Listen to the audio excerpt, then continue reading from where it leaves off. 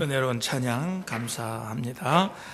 하나님 말씀 보겠습니다. 하나님 말씀은 시편 37편 1절에서 7절까지 또 19절에서 26절까지 두 군데 봉독해 드리겠습니다. 먼저 시편 37편 1절에서 7절까지 여러분에게 봉독해 드리겠습니다. 악을 행하는 자들 때문에 불평하지 말며 불의를 행하는 자들을 시기하지 말지어다. 그들은 풀과 같이 속히 배임을 당할 것이며 푸른 채소같이 쇠잔할 것이미로다. 여호와를 의뢰하고 선을 행하라. 땅에 머무는 동안 그의 성실을 먹을거리로 삼을지어다. 또 여호와를 기뻐하라. 그가 내 마음의 소원을 내게 이루어 주시리로다. 내 길을 여호와께 맡기라. 그를 의지하면 그가 이루시고 내 의를 빛같이 나타내시며 내 공의를 정오의 빛같이 하시리로다. 여호와 앞에 잠잠하고 참고 기다리라. 자기 길이 형통하며 악한 꾀를 이루는 자 때문에 불평하지 말지어다. 아멘. 19절에서 26절까지 또 한 군데 봉독해 드립니다. 그들은 환난 때에 부끄러움을 당하지 아니하며 기근의 날에도 풍족할 것이나 악인들은 멸망하고 여호와의 원수들은 어린 양의 기름같이 타서 연기가 되어 없어지리로다. 악인은 꾸고 갚지 아니하나 의인은 은혜를 베풀고 주는도다. 주의 복을 받은 자들은 땅을 차지하고 주의 저주를 받은 자들은 끊어지리로다. 여호와께서 사람의 걸음을 정하시고 그의 길을 기뻐하시나니 그는 넘어지나 아주 엎드러지지 아니함은 여호와께서 그의 손으로 붙드심이로다. 내가 어려서부터 늙기까지 의인이 버림을 당하거나 그의 자손이 걸식함을 보지 못하였도다. 그는 종일토록 은혜를 베풀고 구워주니 그의 자손이 복을 받는도다. 아멘. 할렐루야. 믿음으로 산다는 것이 하나님의 백성답게 믿음으로 산다는 것이 그렇게 간단하지가 않은 것 같습니다. 우리가 믿음으로 살면은 어떤 때는 손해를 볼 때도 있어요. 그렇죠? 살다 보면 이 믿음으로 산다는 것 때문에 손해를 볼 때도 있고 어떤 때는 참 억울한 일을 당할 때도 있습니다. 그래서 살면서 우리 믿는 자들이 갈등할 때가 많이 있어요. 특별히 요즘처럼 이 악을 행하는 자들이 불법적으로 떼돈을 벌고 또 허락게 살고 하나님을 믿지 않는 그런 불신자들이 오히려 더 잘 되는 것을 볼 때 야, 나는 주일도 잘 지키고 11조도 내고 감사원금도 내고 열심히 교회도 봉사하는데 나는 왜 저들만 못할까 하는 그런 생각 때문에 참 믿음을 지키고 바르게 살아간다고 하는 것이 얼마나 힘이 든지 몰라요. 어떤 때는 막 그런 것을 보면은 화가 날 때도 있어요. 막 분할 때도 있습니다. 오늘 본문 말씀이 바로 그런 거예요. 다윗이 노년에 기록한 말씀이 시편 37편 이 말씀인데 다윗도 평탄한 삶을 사는 사람은 아니었어요. 얼마나 많은 사람들에게 배신을 당하고 특별히 가까이 있는 사람들에게 배신을 당하고 도망 다녀야 되고 그래서 미친 짓을 하면서 막 침을 질질 흘리고 머리는 헝클어뜨리고 바보 같은 짓을 하면서 도망 다녀야 됐던 그런 때도 있었어요. 그런데 가만히 보면 자기를 그렇게 억울하게 만들고 자기를 힘들게 만들고 그런 사람들은 오히려 잘 된단 말이에요. 그래서 그런 것들이 다윗에게도 굉장히 마음의 부담이 됐어요. 굉장히 갈등이 되었어요. 그런데 노년에 다 지나고 놓고 보니까 어떻다는 거예요? 악인들은 다 망하더라는 거예요. 그렇게 자기를 힘들게 어렵게 하고 배신했던 그런 사람들은 다 망하더래요. 다 망하. 그런데 어떤 사람들은 하나님을 잘 섬기고 또 하나님의 인도를 잘 받았던 그런 사람들은 형통케 되더라는 얘기예요. 그것이 오늘 이제 37편에서 그 다윗이 고백한 그런 말씀입니다. 사랑하는 교회 여러분, 금년 한 해를 살아가는 동안에 오늘 여러분에게도 참 감당할 수 없는 그런 힘든 일들, 어려운 일들이 여러분에게 있을 거예요. 여러분, 그런 일들을 당할 때 여러분 절대로 내가 믿는 자다, 나는 하나님의 백성이다라고 하는 것을 잊지 않게 되시기를 주님의 이름으로 축원드립니다. 여러분, 사람이요, 그런 말이 있잖아. 사람이면 다 사람이냐? 사람이 사람다워야 사람이지. 그런 말이죠. 마찬가지, 우리 성도도 마찬가지. 성도면 다 성도가 아니에요. 성도답게 살아야 그것이 성도인 거예요. 아무리 세상에 이 약한 사람들이 득세한다고 할지라도 오늘 우리들은요, 끝까지 성도다운 믿음을 그들 앞에서 보여줘야 하는 거예요. 세상의 빛과 소금으로서의 역할을 제대로 감당할 수 있도록 올 한 해도 구별된 삶을 살아가시라. 오늘 여러분의 삶이 되시기를 주님의 이름으로 축원합니다. 그런데 오늘 본문의 말씀을 통하여서 참 우리가 하나님의 백성답게 사는 것이 어떤 것이며, 어떻게 사는 것이 하나님 백성답게 믿음으로 사는 것이며, 또 하나님의 백성답게 믿음으로 사는 자에게 주시는 하나님의 축복은 무엇인가? 라고 하는 말씀을 오늘 본문을 중심으로 여러분과 함께 생각하면서 은혜를 나누려고 합니다. 자, 첫째는 하나님의 백성답게 사는 것은 다른 것이 아니라, 첫째는 악인의 형통함을 불평하거나 시기하지 않는 거예요. 불평하거나 시기하지 않는 거. 1절 말씀을 보세요. 거기 보면은 악을 행하는 자들 때문에 불평하지 말며 불의를 행하는 자들을 시기하지 말지어다 그래서 7절에도 그랬죠. 악한 꾀를 이루는 자 때문에 불평하지 말지어다 그랬어요. 우리가 읽진 않았지만 8절에 보니까 분을 그치고 노를 버리며 불평하지 말라. 오히려 악을 만들 뿐이라 그렇게 말씀하고 있습니다. 악을 행하는 자들의 형통함을 보고서 불평하거나 시기하지 말라. 불평하지 말고 시기하지 말아라. 여기서 악을 행하는 자라는 것은 어떤 자들을 얘기하냐면 파괴적인 행위를 일삼는 자들, 불법적인 일을 계획하고 또 계속 그것을 저지르는 자들을 악을 행하는 자라 그래요. 그리고 여기 불평이라고 하는 것은 격심하게 화를 내는 것을 얘기를 합니다. 또 시기라고 하는 것은 질투하다, 부러워하다, 그런 뜻이 있는 거예요. 따라서 여기 악을 행하는 자를 인하여 불평하거나 불의를 행하는 자를 시기하지 말라고 하는 이 말은 악을 행하는 자들 때문에 당하는 무슨 해를 당할지라도 그것 때문에 화를 내거나 그들을 대항하지 말고 또 그들의 겉으로 보이는 그런 화려한 그런 모습들을 부러워하지 말라는 거예요. 부러워하지 말라는 거예요. 여러분, 오늘 우리가요, 불의를 행하는 자들, 악을 행하는 자들 때문에 불평하고 시기한다는 것은 공의를 행하시는 하나님을 우리가 믿지 못한다는 그런 불신적인 행동입니다. 하나님을 믿지 못하기 때문에 현실만 벌어봤지 살아계셔서 우리 뒤에서 역사하시는, 믿는 자들 가운데 역사하시는 하나님을 바라지 못하기 때문에 불평하고 원망하는 거예요. 그러므로 오늘 우리는요, 아무리 힘들고 어려운 상황이라도 세상 사람들과 똑같이, 믿지 않는 사람들과 똑같이 악한 일을 불평하고 원망하고 시기하고 질투하는 이런 악한 말을 입 밖으로 절대로 내서는 안 된다라고 하는 거예요. 잠언 18장 21절에 뭐라 그랬어요? 죽고 사는 것이 혀의 힘에 달렸다 그랬어요. 죽고 사는 문제가요, 혀의 힘이 달렸다는 거예요. 그 혀로 사람을 죽이기도 하고 그 혀로 인해서 나도 죽기도 한다는 거예요. 죽고 사는 문제가 혀의 힘이 달려. 그러니까 혀라고 하는 것이요, 얼마나 강한 힘이 있는지 몰라요. 이 말이라고 하는 것이요, 사람을 죽이기도 하고 자기도 죽는 거예요.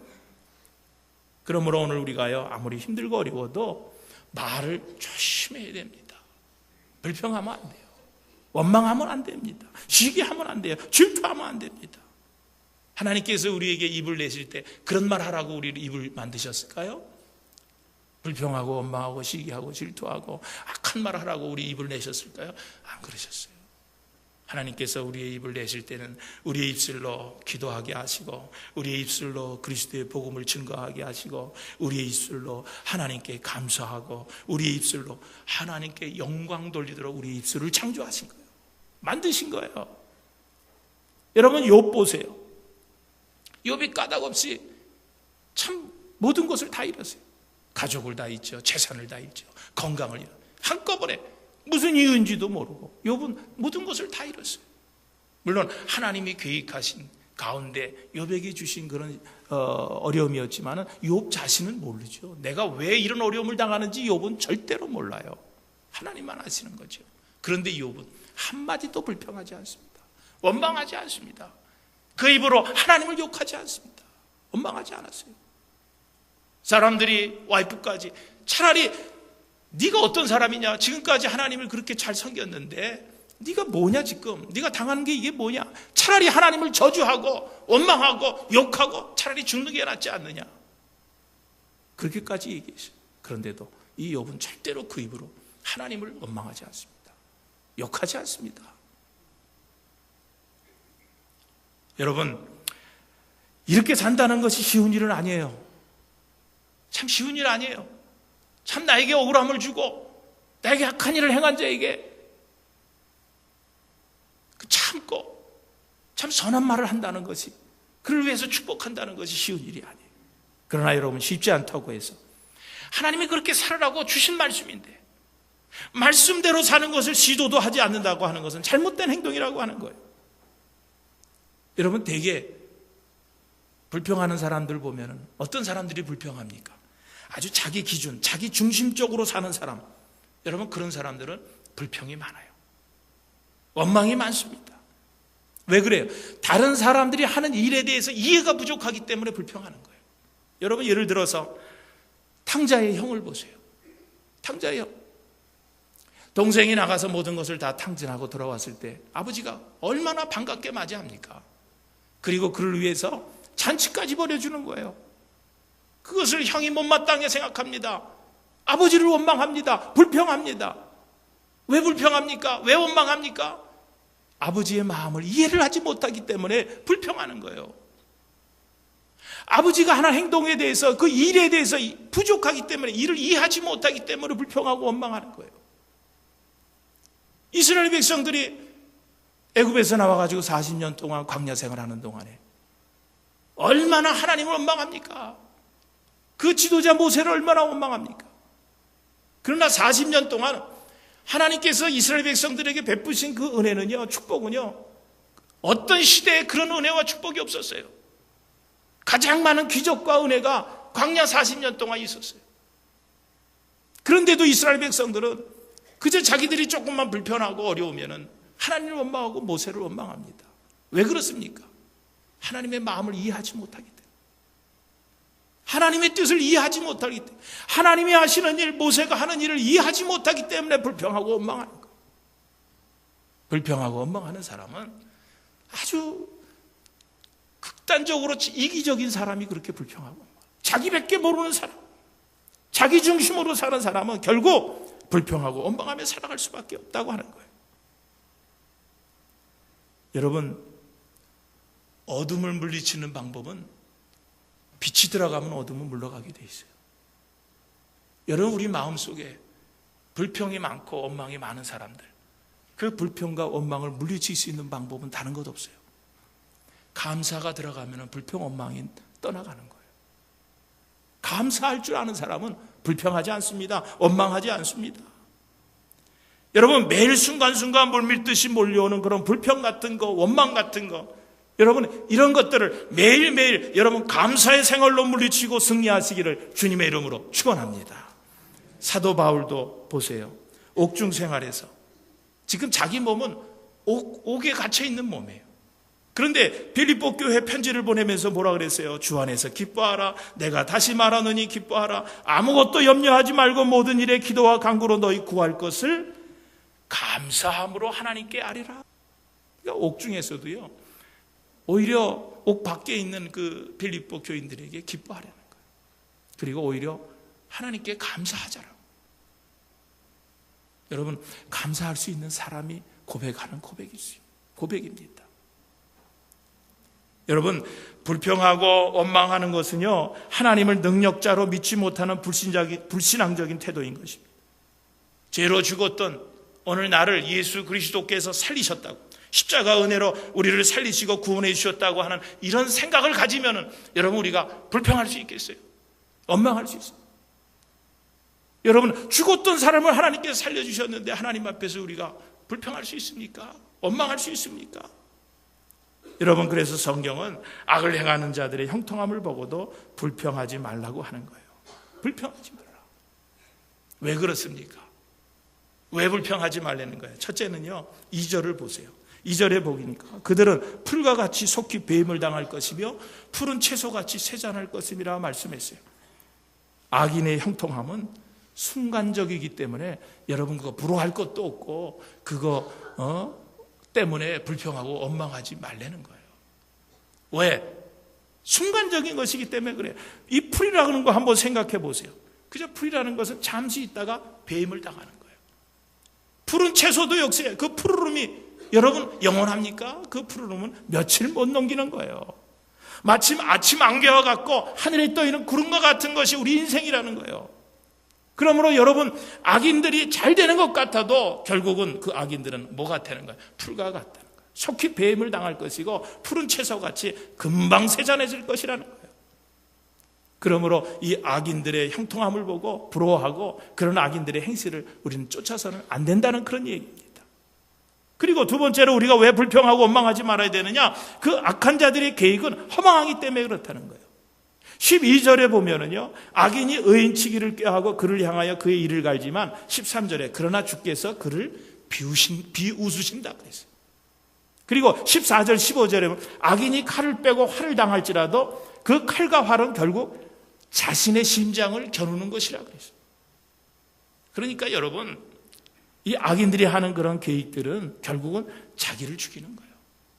그들이 하는 일은 잘 되는 것 같지만은 결국은 자기 심장에 그 활과 칼을 겨누는 것과 같다라고 하는 거예요. 왜 또 우리가 이런 악한 자들의 잘 되는 것을 보면서 부러워하지 말고 불평하지 말아야 되느냐? 악인은 잠깐 오면 반드시 하나님이 정하신 때 심판때에 서게 되기 때문에 그런 거예요. 20절을 보면은 그랬어요. 악인들은 멸망하고 여호와의 원수들은 어린 양의 기름같이 타서 연기가 되어 없어지리로다 그랬어요. 그러므로 여러분 우리 성도들은 늘 불꽃 같은 눈동자로 우리들의 일거수일투족을 감찰하세요. 하나님 앞에 절대로 불평하거나 원망해서는 안 된다라고 하는 사실인 것입니다. 그리고 두 번째로 여러분 첫째는 하나님의 백성답게 사는 것은 불평불만, 시기, 질투 이런 거 하지 말라는 거고, 두 번째는 하나님 백성답게 사는 것은 선을 행하는 것이라고 그랬어요. 선을 행하라. 3절 상반절에 보면 그랬죠. 여호와를 의뢰하고 선을 행하라 그렇게 말씀하고 있습니다. 하나님의 백성답게 살려면은 선을 행하라는 거예요. 여러분 선한 일이라는 게 뭐예요? 우리들이 행할 선한 일이라는 게 오늘 여러분들은요 선한 일을 행할 수가 없어요. 하나님의 도움이 없이는 선한 일. 이 땅에 선한 사람은 한 사람도 없어요. 누구만 선한 거예요? 하나님만 선하신 거예요. 그러니까 선한 일이라는 건 뭐예요? 하나님의 일이 선한 일이에요. 하나님이 우리에게 주신 그런 말씀대로 사는 것이 그것이 선한 일입니다. 그러니까 하나님을 의뢰하지 않고서는 선을 행할 수가 없어요. 그래서 여호와를 의뢰하고 선을 행하라. 여러분 우리 인간에게 우리 주님께서 구약에서는 우리에게 10계명을 주셨지만 신약에 와서 주님 우리에게 2계명을 딱 요약해서 주셨어요. 첫째는 하나님을 사랑하라는 거예요. 그리고 두 번째는 내 이웃을 내 몸과 같이 사랑하라. 딱 2계명 주셨어요. 주님은 우리 인간에게 2계명 주셨어요. 여러분 하나님 사랑하는 거, 이웃 사랑하는 거 내가 하고 싶어서 합니까? 하나님 사랑하는 것도 하나님을 우리가 의뢰하고 기도하면서 하나님께서 사랑할 수 있도록 힘주시기 때문에 하나님 사랑하는 거예요. 우리 이웃도 내 몸과 같이 내가 마음대로 사랑할 수 있습니까? 사랑하고 싶다고 사랑할 수 있어요? 아니에요. 하나님께서 힘주셔야 돼요. 능력 주셔야 돼요. 내 몸처럼 이웃도 사랑할 수 있다라고 하는 거예요. 내 이웃을 용서하는 거 내가 용서하고 싶다 그래서 용서가 됩니까? 아니에요. 하나님께서 용서할 수 있는 힘 주셔야 용서할 수 있는 거예요. 내 마음대로 안 돼요. 그래서 하나님을 의뢰하고 선을 행하라는 거예요. 그러니까 하나님을 의뢰할 때 하나님께서 용서할 수 있는 힘 주시고 마음을 주셔서 용서가 되는 거예요. 이웃을 사랑하는 것도 그래요. 그러니까 선을 행한다고 하는 거, 남을 돕는다고 하는 거, 또 무엇을 다른 사람과 나눈다고 하는 거, 그게 쉬운 일이 아니에요. 얼마 전에 TV를 보니까 유명한 신부님이 책도 많이 쓰시는 그런 신부님이 나오셔서 강의를 하는데 그 신부님들끼리 그 설악산에 아주 굉장히 힘든 코스를 걸고 갔다는 거예요. 그런데 너무 바람이 심하게 불어가지고 다 신부님들이 다 그 바위 하나씩에 다 밑에 이렇게 숨어가지고 다 바람을 피하고들 이렇게 있었다는 거예요.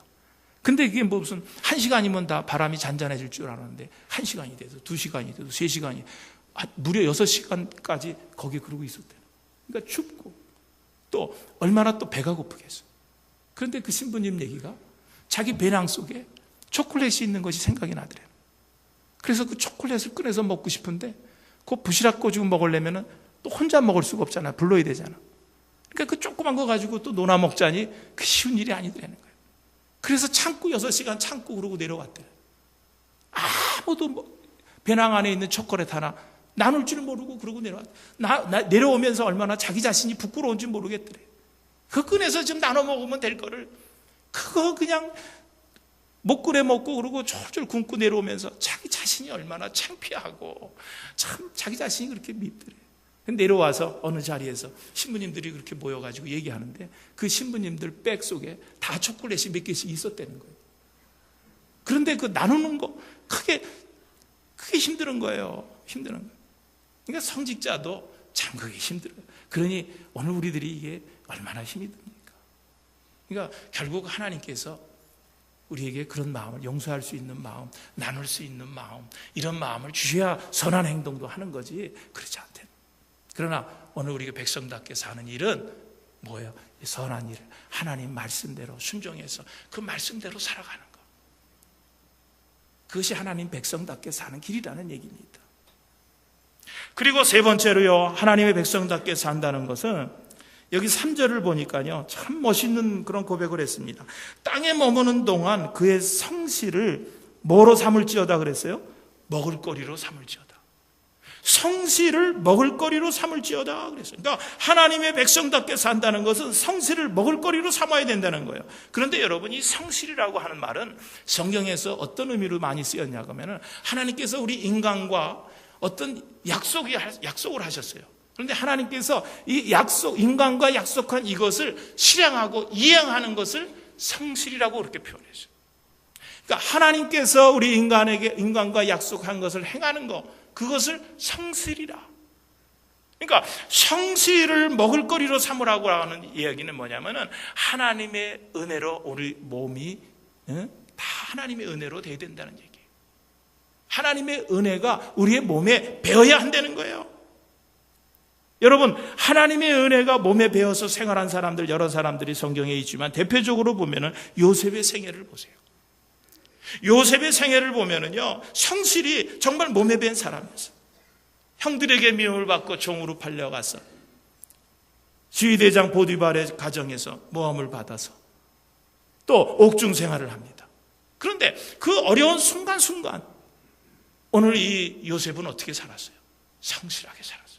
보디발 장군의 집에서도 성실했어요. 그러니까 이 보디발 장군이 그 모든 가정의 일을 그 사람에게 다 맡겼어요. 요셉에게 다 맡겼어요. 옥살이를 하는데도 얼마나 성실했으면은 그 옥의 간수들이나 옥에 있는 그런 사람들이 옥에 있는 일들을 다 요셉에게 다 맡겼어요. 결국 하나님께서 그 성실하게 모든 일을 하나님의 은혜로 또 성실하게 행하는 이 요셉을 얼마나 크게 축복하십니까? 이방인인데도 애굽의 총리가 되게 하는 그런 높은 자리로 올려주셨던 것을 볼 수가 있습니다. 여러분, 그렇습니다. 오늘 우리 교회 안에서도요, 우리가 불평하지 말고 오늘 내게 맡겨진 일에 최선을 다하시는 여러분들 되시기를 주님의 이름으로 축원드립니다. 성실하게 최선을 다할 때, 묵묵히 최선을 다할 때 하나님께서 여러분을 축복하실 뿐만 아니라 여러분의 이름도, 여러분의 자녀들도 높여주신다는 거예요. 성실하게. 그리고 네 번째로 또 하나님의 백성답게 사는 것은 4절에 보니까 여호와를 기뻐하라. 그가 내 마음의 소원을 내게 이루어 주시리로다 그랬어요. 여호와를 기뻐하라. 이 말씀은 하나님의 백성답게 살려면은 하나님을 기뻐해야 한다는 거예요. 하나님을 기뻐해야 된다는 거예요.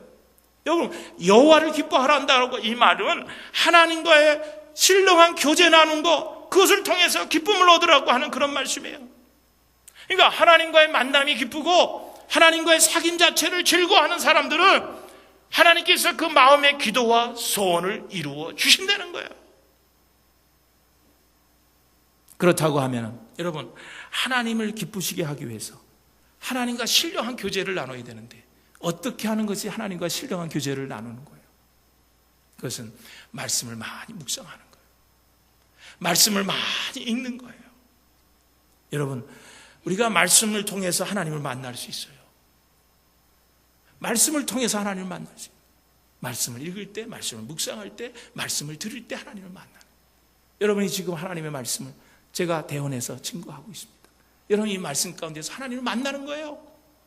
그러니까 말씀을 자주 묵상하고 접해야 됩니다. 그것이 하나님과의 신령한 교제를 나누는 방법이에요. 두 번째는 기도하는 거예요. 여러분, 기도는 하나님과 나와의 대화라 그랬어요. 대화. 여러분, 대화가 없으면요, 부자지간에도 부부간에도 소원해지는 거예요. 대화가 많아야 돼요. 여러분, 우리가 신앙생활을 잘 하려고 하면은, 정말 하나님의 백성답게 살려고 하면은 하나님과 대화를 많이 해야 돼요. 그게 뭐예요? 기도예요. 기도를 많이 해야 돼요. 그것이 하나님과 영적 교제입니다. 그 다음에 예배에 참석하는, 예배에 잘 참석하는, 그것이 하나님과의 영적 교제입니다. 하나님은요, 오늘 이 시간에 여러분들이 어디 나가 있기를 바라냐? 이 자리에 나와 있기를 원하세요. 그리고 여러분, 이 자리에 나와 있는 여러분을 보시면서 하나님이 얼마나 기뻐하시는지 몰라요. 얼마나 반가워하는지 몰라요. 예배에 참석을 잘해야 돼요. 그 다음에 네 번째는 사랑으로 교회를 섬기는 봉사자가 돼야 돼요.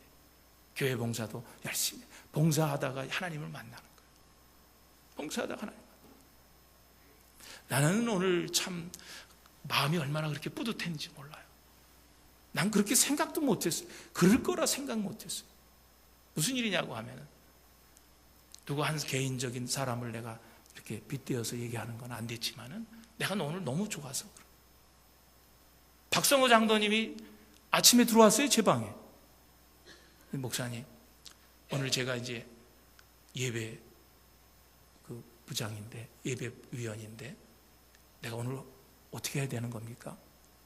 옛날에 했던 것처럼 이렇게 예배 안내하고 헌금 받아서 들어오고 나가고 하는 거, 이런 거 하는 거, 그것도 제가 하는 겁니까? 오늘부터 하는 거, 오늘부터 하는 거. 한 달 동안 하는 겁니까? 한 달 동안 하는 거라고.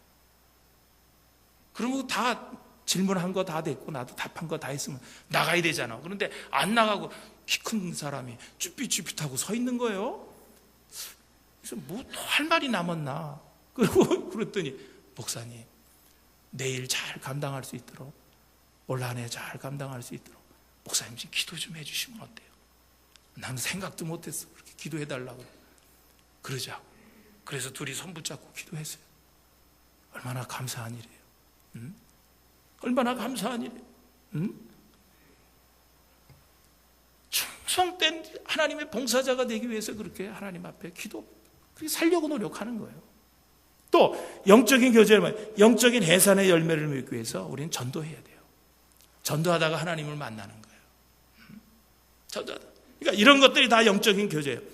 여러분, 오늘 한 해 이런 영적인 교제를 통해서 하나님 때문에 기쁨을 찾으시는 여러분의 삶이 되시기를 주님의 이름으로 축원드립니다. 그리고 다섯 번째로 하나님의 백성답게 산다는 것은 오늘 본문 5절 6절에 보니까 내 길을 여호와께 맡기라. 예, 길을 여호와께 맡기라. 그를 의지하면 그가 이루시고, 6절에 내 이 의를 빛같이 나타내시며 너 공의를 정오의 빛같이 하시리로다 그랬어요.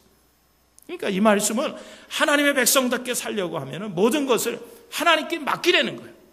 하나님께 맡기는 거예요. 여기 내 길이라고 그랬어요. 여기 내 길이라는 것은 내 삶의 계획, 내 삶의 목표, 내 삶의 모든 방법을 다 포함하는 말이에요. 내 길을 맡기라. 여기 맡기라고 하는 것은 늘 여러분에게 말씀드리지만, 이 맡기라고 하는 것은 표현이 의미가 뭐냐면은 산꼭대기에서 돌을 굴리는 것과 같다는 거예요. 그런 의미가 있는 거예요. 그러니까 여기 내 모든 길을 맡기라고 하는 것은 내 인생의 계획이나 방법이나 모든 것을 내 자신이 이루려고 하지 말고 하나님께 모든 것을 맡기라는 거예요. 마치 큰 돌을 큰 산에서 그냥 아래로 굴려버리는 것처럼 그렇게 맡기라는 거예요. 여러분, 산꼭대기에서 그 무거운 돌을 쥐고 그러고 내려오는 사람은 얼마나 힘이 들어요. 여러분, 인생이 힘들다는 거예요. 그렇게 하면. 그런데 하나님께 맡기라는 거예요. 그냥 산꼭대기에서 돌을 굴려버려. 그 인생이, 내려오는 그런 인생이 여러분 얼마나 쉽겠어요. 여러분의 인생을 그렇게 맡기라는 거예요. 그게 하나님의 백성답게 산다는 거예요. 그러면은 내 길을 다 지도하신다 그래서 잠언 3장 6절에 뭐라 너는 범수의 길을 인정하라 그리하면 내 길을 지도하시리라. 맡기면 하나님께서 지도해 주시는 거예요. 여러분 우리가 오해할 때가 있어요. 맡긴다 그래서 어떤 사람들은요, 아유 그냥 다 하나님께 맡겼으니까 나는 그냥 가만히 있으면 모든 것이 다 이루어질 줄 압니다. 여러분 그렇게 사는 게 아니에요. 그렇게 손쉽게 그냥 다 맡겼으니까 야 나 이제 편하게 살자. 여러분 그게 아니에요. 우리가 해야 될 일이 있어요. 그것은 뭐예요? 맡겼으면은 하나님께서 인도하고 또 지도하는 대로 그 말씀대로 신뢰하고 그 말씀에 순종하는 그런 노력은 우리에게 있어야 돼요. 그런 노력이 우리에게 있어야 돼요. 여러분 하나님은 우리 한 사람 한 사람에게 계획을 다 가지고 계십니다. 하나님은요 우리 자신이 나를 아는 것보다 하나님은 우리 자신을 더 잘 아세요. 그래서 우리를 인도해 주시기를 원하세요. 우리의 길을 인도해 주시기를 원하세요. 그래서 하나님 우리에게 모든 길을 맡기라고 하는 거예요. 여러분 성경에 위대한 그런 인물들이 다 하나님께 모든 것을 다 맡겼어요. 그리고 순종했어요. 철저하게 순종했어요. 그랬더니 하나님이 얼마나 많은 축복들을 그들에게 부어주셨어요. 여러분 그 사실을 성경에 나오는 그 사실을 우리가 다 믿는다고 하면은 여러분 우리가 우리의 인생을 맡기지 않을 수가 없는 거 아니에요? 맡길 수밖에 없는 거예요. 여러분 성도가 이 세상에서 혹시 악인들 앞에서 악을 행하는 사람들 앞에서 억울함을 당할지라도 하나님께서는 그냥 그것을 버려두지 않으세요. 그냥 버려두지 않으세요.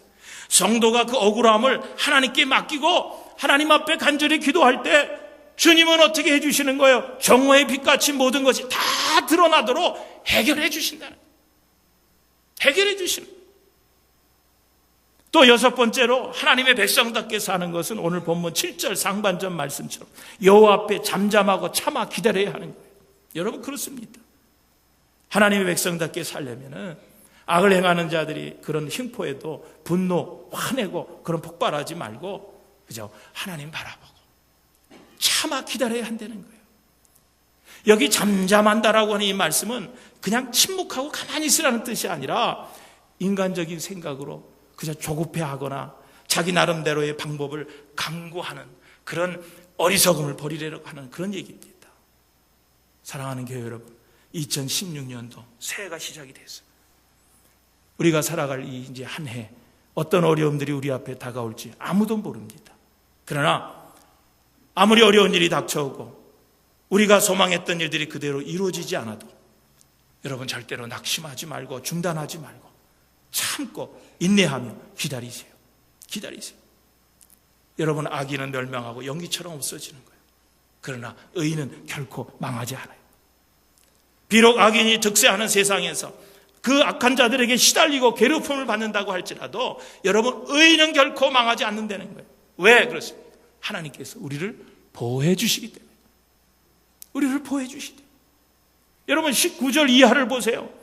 하나님께서 하나님의 백성답게 사는 자들에게 어떤 복을 주시는가에 대해서 거기 잘 설명을 해주고 있는데 19절에 보니까 그들은 환난 때에 부끄러움을 당하지 아니하며 기근의 날에도 풍족할 것이라 그랬어요.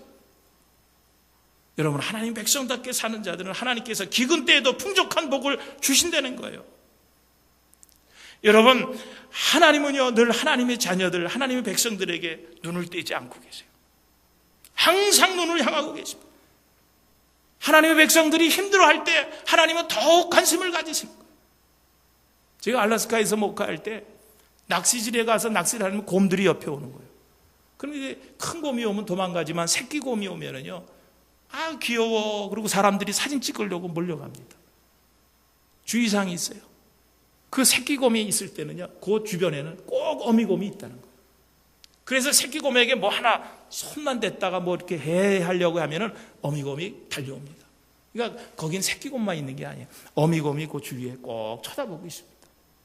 여러분 하나님은 오늘 우리를요 그렇게 눈동자 하나 띄지 않고 쳐다보고 계십니다. 그리고 보호해 지켜주시는 거예요. 여러분 부모도 그래요. 여러 자녀가 있지만 어떤 자녀에게 더 관심을 가지십니까? 어떤 자녀에게 더 눈을 띄지 못합니까? 연약한 자녀, 좀 부족한 자녀들에게 더 깊은 관심을 가지는 것이 부모의 마음. 여러분 하나님도 마찬가지. 하나님도 마찬가지. 여러분, 하나님께서는 광야 40년 동안 이스라엘 백성들을 먹이셨어요. 구름 기둥과 불 기둥으로 그들을 보호해 주시고 인도해 주셨어요. 그러므로 오늘 우리 성도들이 있는 곳, 그것이 광야든 흉년이 드는 그런 장소든 그것이 문제될 것이 없어요. 왜 그렇습니까? 하나님께서 복 주시고자 하면 어떤 환경도 그 성도들을 방해할 수가 없기 때문에 그런 거예요. 아하방 시대에 비가 오지 않는 그런 재앙의 날에도 하나님은 엘리야 선지자를 얼마나 까마귀를 통해서도 아침에 떡과 고기를 먹여주고 저녁에도 떡과 고기를 제공해 주셨어요. 뭘 우리에게 주시는 교훈이에요. 하나님 말씀에 순종하고 하나님을 의지하는 자는 전적으로 하나님께서 모든 것을 책임져 주신다는 거예요. 또 23절을 보세요. 하나님의 백성은 여호와께서 걸음을 정하시고 그 길을 기뻐하시나니라 그랬어요. 하나님의 백성답게 사는 자들은 하나님의 인도를 받는다는 거예요. 여러분, 우리가 오해하기 쉽고 십족하기 쉬운 것이 뭐냐고 하면은 하나님이 우리를 인도하실 때 우리를 항상 평탄한 길로만 인도하시는 줄 알고 있어요. 그러니까 예수 믿다가 신앙생활하다 어려움 당하면 낙심하고 시험 들었다라고 그런 거예요. 여러분, 하나님은 그렇지 않아요. 우리를 인도하실 때 늘 평탄하고 형통한 길만 열어주는 것이 아니에요. 그러나 하나님께서 사람의 길을 정하실 때 평탄한 길을 제공하지 않지만은 그 하나님이 인도하는 길은 생명의 길이에요. 그것은 구원의 길이에요. 그것은 우리를 사람을 살리는 길입니다. 여러분, 이스라엘 백성들이 7일이면 갈 수 있는 길을 40년 걸려 들어가게 했어요. 다 그게 하나님의 의도가 있는 거예요. 뜻이 있는 거예요. 그러나 결국은 그들은 가나안 땅에 들어가게 하시는 거예요. 또 오늘 24절 말씀 뭐라 그랬어요? 그는 넘어지나 엎드러지지 아니하면 여호와께서 그의 손으로 붙드심이로다 그랬어요. 여러분, 우리 가는 길이 어려움이 있을 수 있습니다. 오늘 우리 가는 길에 넘어질 수도 있어요. 오늘 우리 가는 길이 십자가의 길이기 때문에 때로는 좌절할 수도 있습니다. 그러나 여기 아주 엎드러지지 아니하면 이 말은 다시는 일어날 수 없을 정도로 완전히 넘어지지 않는다는 거예요. 왜냐하면 여호와께서 우리의 손을 붙들고 계시기 때문이라는 거예요. 그러므로 하나님이 나에게 어떤 길을 정하셨든지 그 길을 감사함으로 걷는 믿음의 자녀들이 다 되시기를 주님의 이름으로 축원드립니다. 그리고 오늘 25절에 보니까 하나님의 자녀는 내가 어려서부터 늙기까지 버림을 당하거나 그의 자손이 걸식함을 보지 못한다 그랬어요. 다윗은요, 의인은 결코 하나님께서 버림당하지 않는다는 결론을 오늘 본문에서 내고 있는 거예요. 더 나아가서 그 의인의 자손들이 걸식함을 얻어먹는, 거지같이 얻어먹는 것을 보지 못한다 그랬어요. 백성답게 살 때, 오늘 우리 부모들이 먼저 백성답게 살 때 자손 대대로 복을 받는다는 거예요.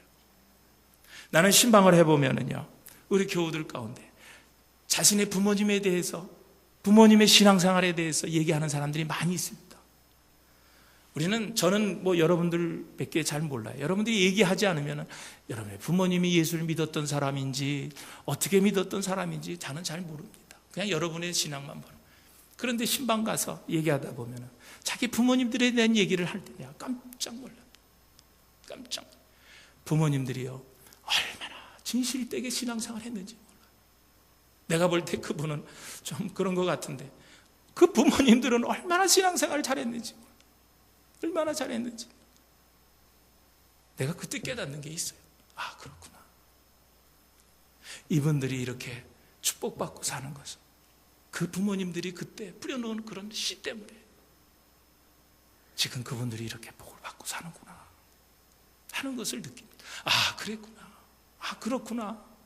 그래서 이분들이 이렇게 참 행복하게 잘 살고 있구나. 누구 때문에? 부모님들 때문에.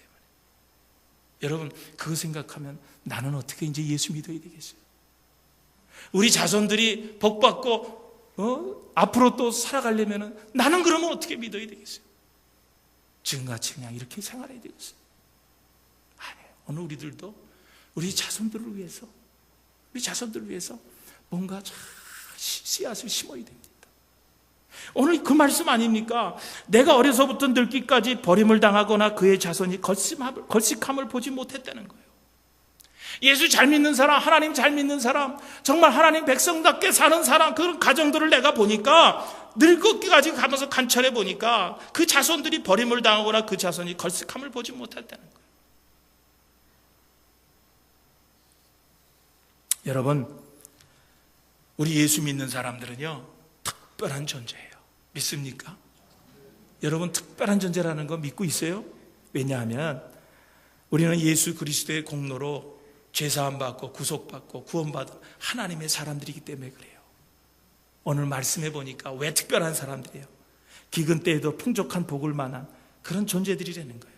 오늘 우리들이 가는 길은 이미 하나님에 의해서 정해져 있고, 오늘도 우리는 그 길을 걸어가고 있고, 오늘 우리들이 가는 그 길은 완전히 넘어짐이 없다는 거예요. 성도는 망하지 않는다는 거예요. 그리고 우리의 자손이 나를 통해서 복을 받는다는 거예요. 그러므로 오늘 우리는요, 예수 잘 믿어야 합니다. 정말 하나님 백성답게 잘 살아야 돼요. 하나님께서 내게 맡겨주신 이 사명 잘 감당해야 합니다. 하나님을 믿고 하나님 말씀에 순종하는 사람은 장래가 보장된다는 거예요.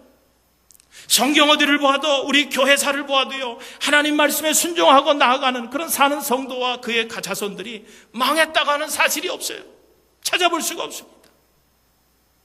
그러므로 여러분, 하나님은 하나님의 백성답게 잘 사는 사람들에게 복을 주시는 거예요. 2016년 새해에는 여러분, 아무리 힘들고 어려워도 첫째로 불평하지 마세요. 그리고 선을 잘 행하세요. 성실로 식물로 삼아야 합니다. 하나님을 기뻐해야 합니다. 모든 염려를 다 주께 맡기십시오. 그리고 끝까지 참고 기다리십시오. 그러면 2016년 새해는 틀림없이 하나님께서 여러분에게 복을 주시는데 감당할 수 없을 정도로, 이것이 정말 꿈이냐 생시냐 할 정도로 풍성한 축복을 여러분에게 주실 줄로 믿습니다. 오늘 본문에서, 오늘 시편 37편에서 약속하신 이런 하나님의 모든 복을 여러분 마음껏 누리시는 여러분들의 삶이 되시기를 주님의 이름으로 축원드립니다.